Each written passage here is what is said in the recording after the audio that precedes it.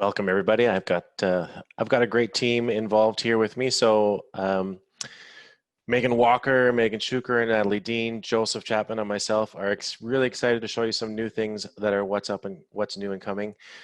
I love the solution spotlight and the themes in there, the things we're working on.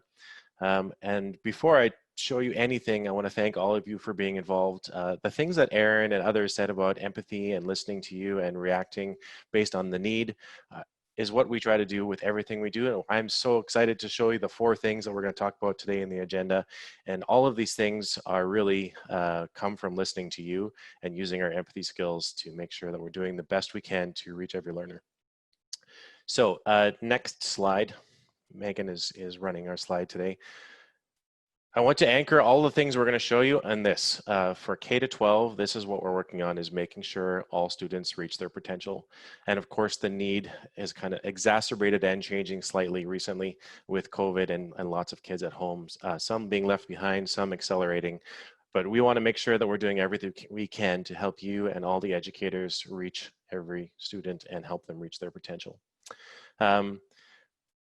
I want to also encourage you to use the D2L, the Fusion site. There's some lounges and peer-to-peer and ways to connect with us, since we're not going to be doing a lot of connecting through the chat. And I can't see all of you. I'm certainly missing all the connections we normally make in the hallways and before and after sessions. So please do use the things that we've provided in the Fusion site to connect with us. All right, I think one more slide before we hand off. Yes. So here's the agenda for today. You saw a bunch of stuff in Solution Spotlight, so we're going to go a little deeper in some of the topics that we talked about. We have Megan and Joseph talking about some of the educator improvements, including the assignment creation that you saw, but going a little deeper into some other things and what's coming later this fall. Natalie, as part of Portfolio Product Manager, she's going to show some new updates that are coming to Portfolio. You saw the awesome changes we made in 2 weeks to support that family mode. She's going to tell you kind of what's coming next as we continue down our roadmap with Portfolio. And then Megan Walker is going to give you a little bit more deep dive into self-serve analytics. Saw some really great tweets during the Solution Spotlight of how people can use this to make sure that all students reach their potential by identifying what students need that help. And I also loved the STEAM Academy presentation on Monday, where they were talking about using data sets to make sure that they can find both students who are doing well, but also which ones do they need to connect with more often.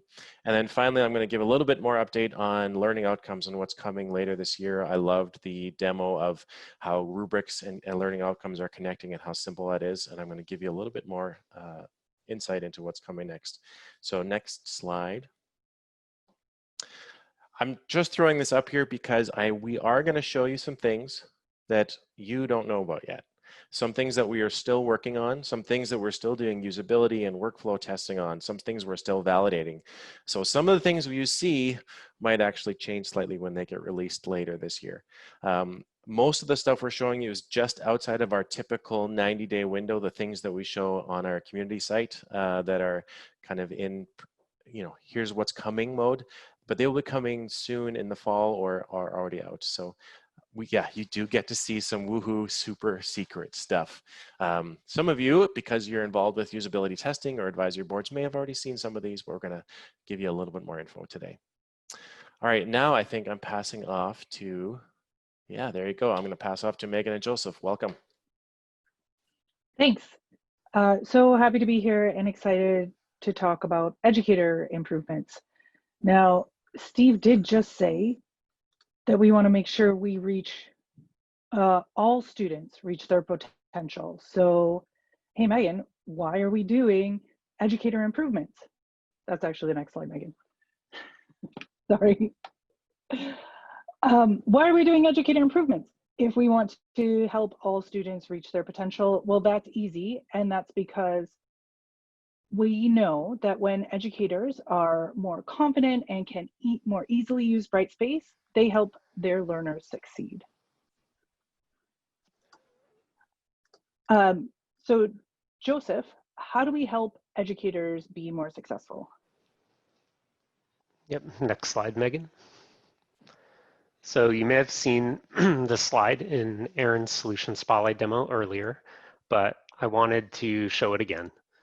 Through our ongoing engagement with you, we recognize that improving core workflows, those most frequently used interactions in Brightspace, are a priority. And it's our goal that core workflows are easy for the first-time user and powerful enough for the most experienced users. Now, you might be asking yourself, how can we possibly balance the two?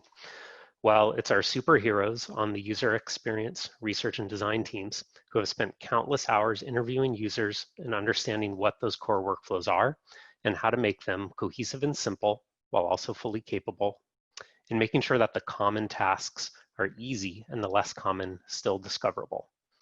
And with that right balance, your experience with Brightspace will be delightful and intuitive. Next slide. So I know this session is about what's new and coming, but I can't tell the story without first highlighting the fact that Brightspace is an ever-evolving platform. So we have a long track record of partnering with you and continuing to innovate. So if you've been with us over the last several months, you've seen improvements to rubrics, whether you're creating in the new authoring experience or during evaluation. With Quick Eval, when you want to easily find and evaluate student work. With annotations, so that you can leave pointed and personalized feedback. And then finally with Quiz, as the evolution of quiz question authoring has taken shape, along with an updated quiz builder workflow. All of these things add up to make Brightspace easy, simple, and powerful for our users, but we're not done yet, and this is just the beginning. So let's do a little Dr. Strange magic and look into the future with our superhero powers. So what's coming next are changes to assessment workflows. So you saw in the solution spotlight that we're working on improving the assignment creation experience. What you haven't seen is that we're also working on simplifying the assignment evaluation workflow. So let's take a little look at the new assignment creation experience. Great, thanks, Megan. So the first core workflow you'll see new updates to is with assignments.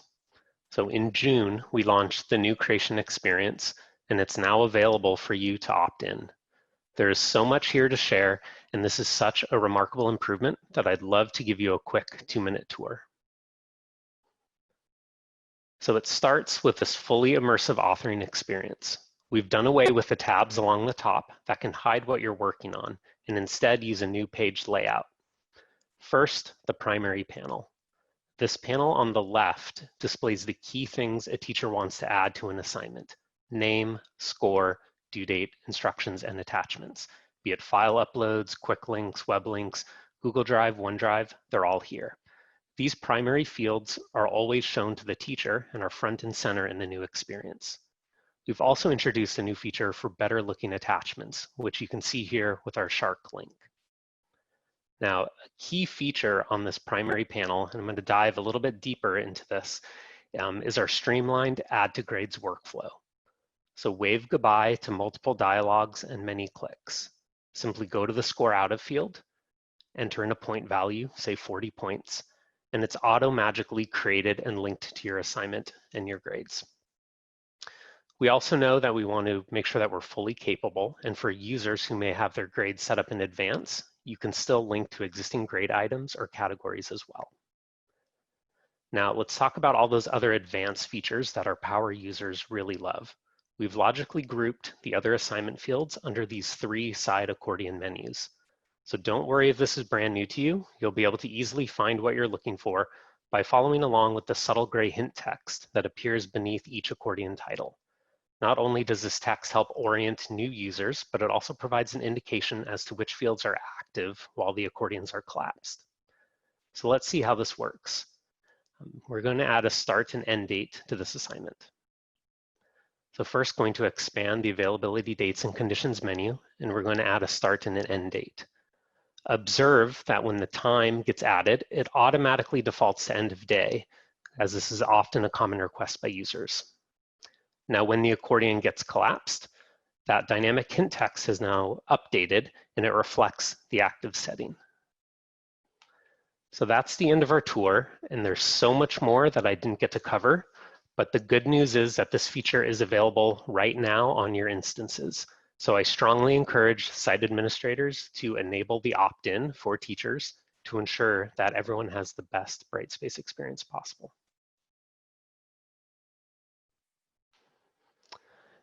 And finally, let's talk timelines and what's coming next. So as previously mentioned, June was our initial release. So you'll see on the screen the list of features included, including that amazing streamlined add to grades workflow. So in July, we followed that up with the ability to link to objectives from the classic competencies tool. Now, next month is an even bigger release for us. So in August, you're going to see release conditions, support for learning outcomes tool, and when you're using multiple rubrics, the ability to choose a default scoring rubric. All will be available in time for back to school. Now, coming in September, I'm happy to announce that special access will be available in the new creation experience. Looking out a little bit further into October, the field to add an email submission to receive a notification will be added. And by early 2021, we are projecting to be at parity with the classic assignments tool, with the addition of 2 features: richer HTML options in the instructions field, and support for overriding language terms in the new experience if you're using the language management tool. Now, some things are not planned to be brought over from the classic Create. So the first item is ePortfolio. So all new development will be solely focused on Portfolio tool and not ePortfolio. So keep an eye out for future enhancements between Portfolio and assignments. And secondly, categories. In classic assignments, you can create and set a category during creation. We are recommending users instead use the assignments list page where you can add, edit, remove, and assign categories. So this workflow is directly aligned to where categories are displayed to students, which is on that list page. And finally, I'm very excited about the future. So with the new creation experience, we are not stopping at assignments. So our goal is to bring consistency to creating accessible activities across all of Brightspace. So look for quiz to be the next tool up to receive these new and improved workflows and page layout, followed by the discussions tool. And Thanks, I'll hand Joseph. it over to Megan. Yeah. So as I mentioned earlier, not just assignment creation, but we're also working on evaluation screens. We're making some changes. You can see a design concept on the right-hand side of the screen there. A few highlights of that would be bringing the user context or the student context from the right panel to across the top of the submission. And that way you can see which student you're assessing no matter where you are on the screen. That also allowed us to move their most common evaluation tools like rubrics, grades, and feedback to the top of the right-hand panel. So you no longer have to scroll down to get to what you're doing.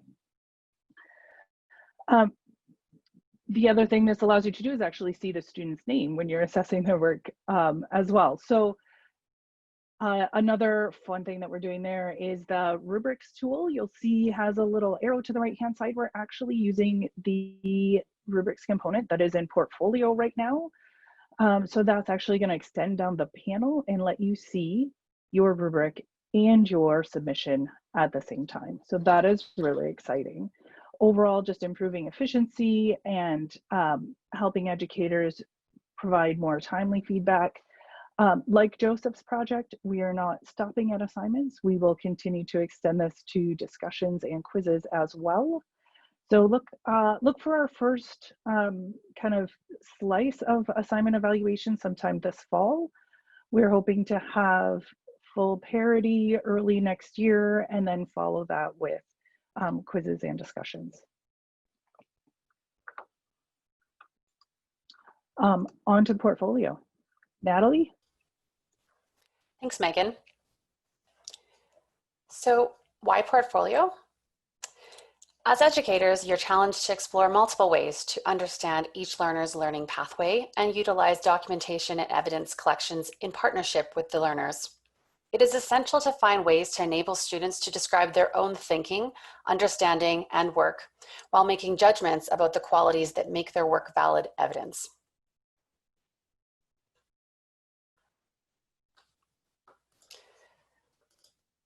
Portfolios open exciting opportunities for learners of all ages to engage in the actual process of assessment, enabling learners to more clearly see that they have a significant role to play in the collection of evidence throughout their learning journey, the selection of evidence to showcase their best work, and share evidence with educators and parents, giving themselves feedback to inform their own learning and growth. This creates a conversation with the learner and actively includes them in the assessment process. A portfolio allows learners and educators to include far more than text-based products, such as photos of events or artifacts, videos showing demonstration of a skill, recordings of reading or music, and much, much more. So put your learners in the driver's seat of their learning. Today, you cannot go from one place to do everything that you need to do. Navigate to your course, click on the portfolio, select your student, select their evidence, and then to go to another student, you're going to click back again to get to the next student. As usage grows, it will exacerbate navigation and display challenges. Just this year alone, we saw an unprecedented increase in usage in the last 3 months of the 2019-2020 school year. Over the last 2 school years, May was the highest month for portfolio activities. This May, there was 2,300% increase over last May.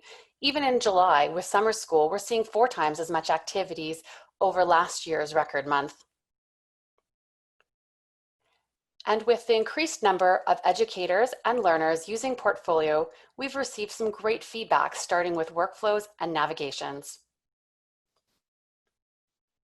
So you've asked us, make Portfolio easier to navigate, enable better workflows for teachers to access items in Portfolio, and provide more tools to navigate and find what you're looking for.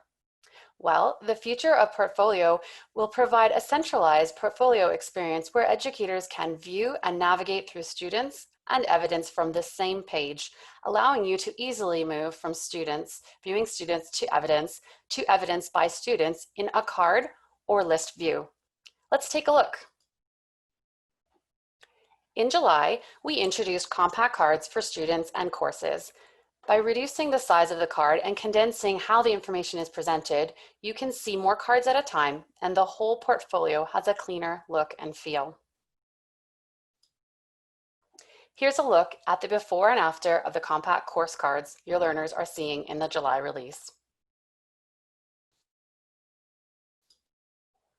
You can now switch between the card-based view of students and a new list view.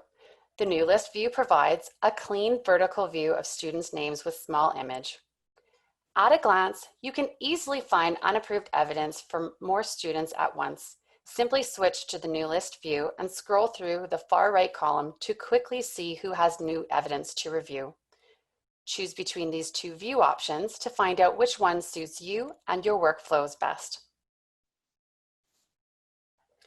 In August, we will extend the compact card style to evidence cards, providing a single, consistent card view across Portfolio. Later this fall, we plan to release the view that will allow you to see all students and all evidence from one centralized view. This will include a toggle to change your view from all students to all evidence. Currently, there isn't a way for you to see all of your evidence across all of your students. And here is a sneak peek of that evidence screen and what it will look like. Future plans for Portfolio include adding a student selector, as well as previous and next buttons, which allows you to easily move from student to student and see each student's evidence. You've asked for it, and coming soon, we will be providing more navigational tools such as searching, filtering, and sorting to narrow down the students or evidence you're working with.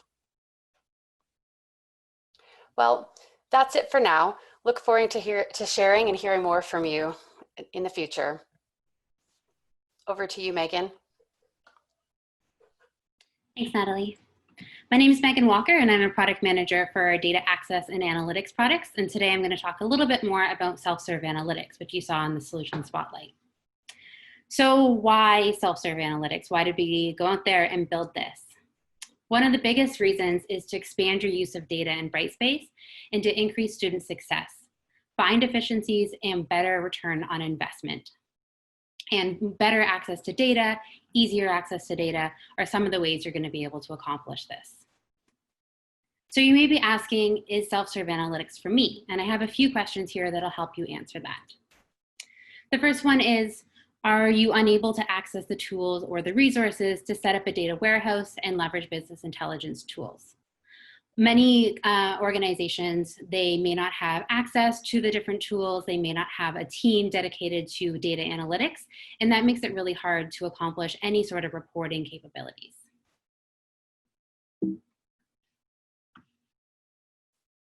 The next question is, do you have a good knowledge of the data available in Brightspace, but struggle to turn data into information? So a lot of times there's going to be a lot of users out there who know you can report on logins. You can look at how much time people are spending in content. You know that there's data points around people submitting assignments, but you don't know how to join all that together and put that into a cohesive story to really put together some actionable metrics. Do you use Excel on a regular basis for reporting and are you looking for more power? So Excel is a great tool to start to explore your data, but with the bulk data that comes out of Brightspace, you're working with millions of rows, and that'll quickly overwhelm a tool like Excel. And lastly, are you tired of consuming reports in a PDF format that prevents exploring? One of the things we heard in our research before starting this project is a lot of people just get sent a PDF to their email on a regular basis, and it makes it hard for them to really dig in and understand the data that they're seeing and be able to make some data-driven decisions or take action on it. They're not able to hover or filter or drill into the data to understand more at a deeper level. So with self-serve analytics, that really allows you to dig deeper into your data. Like I mentioned, it allows you to expand that use of data in Brightspace to focus on that student success, find those efficiencies, and really understand the adoption across Brightspace to have a better return on your investment. Some of the key capabilities are listed below. So we have creating custom reports. That's really the bread and butter of this product, the ability to get in there, leverage your data, create dashboards, reports, things that are custom to your organization that we may not know about, things that need to be in the right format for some sort of reporting capabilities. The flexibility is endless there, and you're really able to create any sort of custom report you need. Fresh access to data is another big benefit here.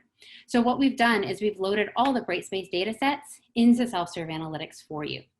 Those are updated on a regular basis. Those are maintained by D2L, and you don't need to worry about the fresh data flowing automatically into self-serve analytics. It's always going to be at your fingertips to work with. Scheduling and deliver visualizations is a really important one. We've gotten lots of good feedback on this being something that people would love to see. So you may want to be able to see a scheduled report show up in your inbox every Monday showing you how logins are changing throughout the week. And that was going to be really helpful, and you'll be able to access that data and link up to the fresh report. But to take that a step further, you can also set up alerts based on custom logic. So perhaps you don't want to look at that login data every week. You only want to know if it passes a certain threshold. So you can set up a custom alert based on that logic, and it'll only inform you once it passes that threshold. And lastly, managing access we know is very, very important when it comes to data, making sure the data only ends up in the hands of people that it needs to. And self-serve analytics, you have a few ways to accomplish this. You can share things directly with an individual. You can define different groups and share things across groups across your organization. Or you can take it a step further and leverage a power user feature to have row level permissions so that each user will only see a slice or a small scope of the total data. Next, we're going to jump into a demonstration so you can see a little bit more about this product.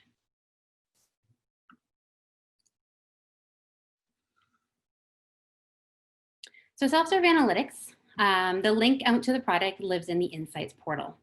The reason we placed it here is it makes it really nice to be able to perhaps give permission and access to 1 or 2 dashboards, and you might give access to 1 or 2 new reports in self-serve analytics. So a user can access all of their analytics from a single location.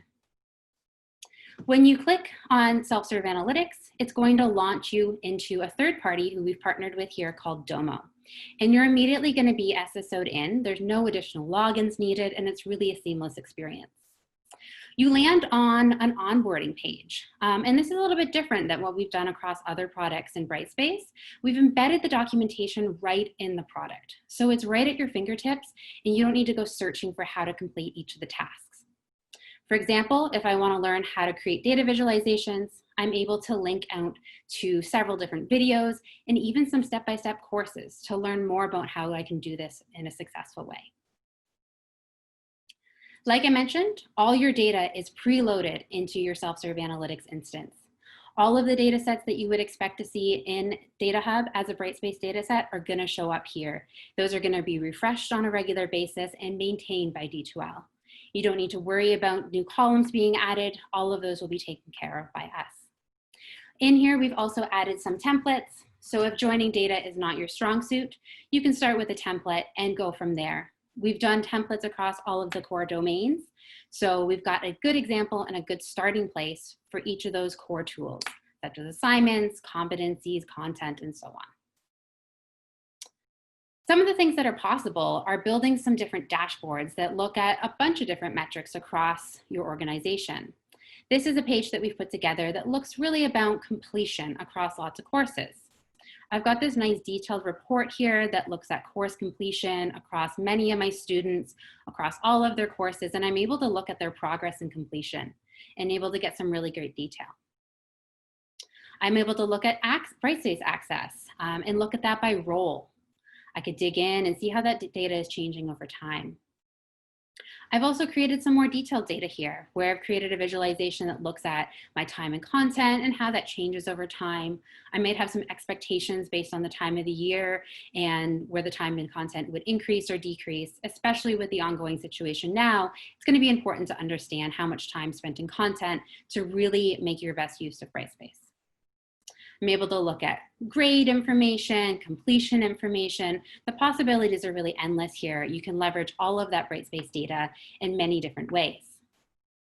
If I wanted to go a little bit further and look at altering this and how I actually was able to build it, I can jump into something called the Analyzer. The Analyzer is where I'm able to build these visualizations. And what I want to draw your attention to is all of the chart options that we have in this product. So we've got some popular chart types that are going to be really common and easy to understand, but the possibilities are endless where you're able to extend and look at different types of bar charts, some data science options, and really dig into different ways to look at your data to gain the best conclusions and make the best decisions off of that. You're able to drag and drop in order to build your visualizations. I can drag things in to be included in my table. And then I'm able to customize this further by adding filters, sorting capabilities, and adding different properties like hover text and color. A couple other features that I had touched on, and I'll just show you now, are what you can actually do once you have something available. So one of that was sharing. I'm able to share this directly with an individual, or I could choose to share this with all the principals if they're all in one group that I've built. I'm able to schedule this as a report, so I can choose to set this up on a weekly basis or perhaps a monthly basis to be sent to myself and maybe some others on a regular basis. So it's going to be at their fingertips to take a look at this data. And I can also choose to export this in a couple different formats so that I can use it in other places for other audiences and share that out with the rest of my organization. So that's a quick overview, but hopefully takes you a little bit deeper than what we were able to show you in the solution spotlight about the key capabilities of this product.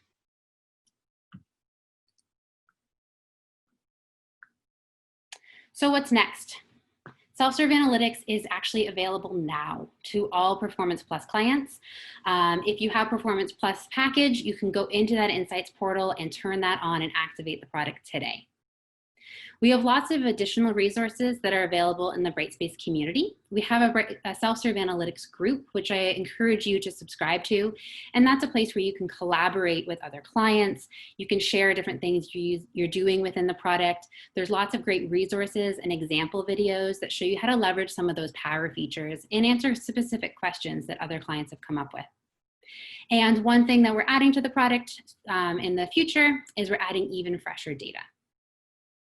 That's it for me. Over to Steve.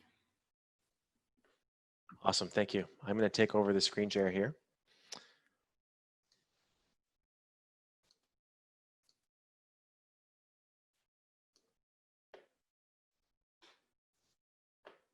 Thank you, there we go. All right, so what's next? We've seen educator workflow improvements to help educators use the system even easier and more to ensure all students reach their potential. We saw lots of great portfolio improvements that are coming, and self-serve analytics, which allow you to get a better and easier access to data and answer the questions you need to ask. So what's looking next? This is really our sneak peek of something coming later this fall. And one more thing that I am really pumped about, and again, I know many of you, some of you on the call have been involved with some of our early designs and usability testing. So we showed in the solution spotlight some learning outcomes changes for rubrics and how they tie really well. We've done lots of work on learning outcomes over the years, and this is, I am super pumped to talk about expectations gradebook, or a mastery gradebook, coming soon, where it's that view of the gradebook where you can actually see your learning outcomes instead of grades. So why are we building an expectations gradebook? Now, going back to ensuring all students reach their potential, and a mastery gradebook like this using learning outcomes allows educators to do two things. One, to talk with confidence about each student's notable achievements and areas for improvement, right? So you can do the things that the STEAM teacher was talking about earlier, like which students do I need to help, which students are doing great that I can talk about, and talking to each student to say, this is an area you're doing awesome in and you should be really proud of that, and here's an area for improvement. And second, you get the ability to look at and evaluate the efficacy of your learning material and teaching practices in order to facilitate continuous improvement of your own practices. So I am going to go into a demonstration now. This is something, by the way, that is this is a design template that we use for training and for usability, just to test. So if you just want to show, if I click on here, actually, where is it not working? There, see all those blue things? Those are the only places that I can click that are actually useful. So this is not working code. These are basically screenshots stitched together to show what we can do, but it's really great for doing our testing and usability to make sure that we can do the right things. So I'm going to show you a few things. This is, first of all, it's in your gradebook. So you've got two ways to view achievements now when this comes out, and this is later this fall. You'll start to see it. You can either view by grades, or you can view by all your outcomes or expectations, whatever you're calling it.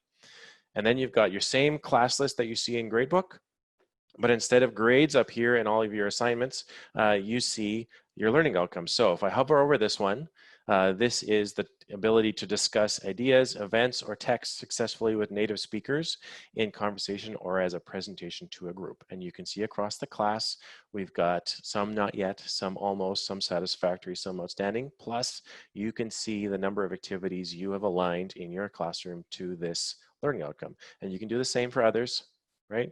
And you can even look at in the future to see ones that you've aligned activities but no students have started acting against yet. So at a quick glance, you can see how your class is doing, and you can also dive into an individual student.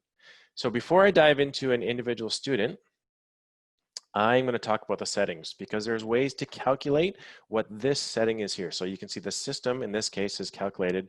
Emily Brown is almost, Daisy is satisfactory, etc. So I'm going to go into the settings here. And there are a few things we could talk about, but I'm going to go directly to the calculation options. This is the one I want to show you. And there are 5 different things I'm going to walk through. Each of them, what I love about this design, each of them has an example so that you can understand at a glance, really simply, what that setting, what that evaluation method means, and how you can change it with the settings that are in here. So for most common, it uses the achievement level with the highest counts as the overall achievement of the outcome. So if you've got an example here, If you're looking for the highest, so we've got 2 level 4s and 2 level 3s. Now that's a tie, so what do you do with a tie? If there are multiple levels, use and we've got the highest level. So in this case, it takes the 2 ties and says overall achievement is level 4. And the setting here, you can change to say, I want that to be affected by the most recent 5. So you could change it to 7 or 3 or all, but that's what most common does, really simple. The second one I want to show you is most recent. And again, we have an example, and this is a simpler one. Use the achievement level from the latest assessment as their overall achievement. So you can see 3 days ago, 2 days ago, 1 day ago, these activities happened, measured against learning outcomes. Overall achievement is the latest, which is this one right here. Pretty simple. If we go to decaying average, now we start to get into a little more math, a little bit more complicated, but it is one of the standard evaluation methods people are using for this kind of assessment. So in this case, achievement levels are converted to numeric levels based on their ordinal numbers. What does that mean? Activity 1 had a level 2, which means the ordinal level or the numeric is 2. So you can see 4 goes to 2 or 3. That actually should be a 2, 3, 3, etc. These are the ordinals, and then here is the math that is based on this decaying average. And you can see here all the activity levels. And it takes that and says 3.758 is the score, which rounds up to level 4. So a little bit more complicated than some of the other ones, but it's something that people use, and you still have some settings to use here. 2 more. We have highest. This one is pretty simple, using just the highest level of achievement. And again, you can say over the most recent 5 or all, and it just looks and says, okay, of those that you've selected here, which is the highest? So activity 2 is the highest. That is your level 4. One more setting, which is simply no automatic calculation, which means you set it manually. So there's really no example here because it just manually evaluate overall achievements for each student. So now let's go back and look into one student and dive into. So we're using most common right now as our method in this system.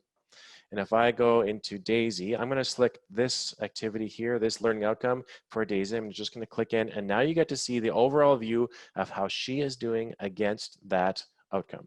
So you've got the trend here of all of our activities. You've got her overall achievement score summarized here, and you can click into all the assessments that she has completed for that learning outcome. And you've got the score over here, which you can actually manually override if you choose. So the system is picked satisfactory, but if I want to say, well, not quite, it's almost, you can do that, or you can clear that manual override. So a key thing here is let's look at how this was calculated. So we remember we're at most common and at the highest of the most common. So you can see she's got 1 at a level 1, 1 at a level 2, and 1 at a level 3. Because that's a tie, it takes the highest, so her overall achievement is satisfactory, or this level 3.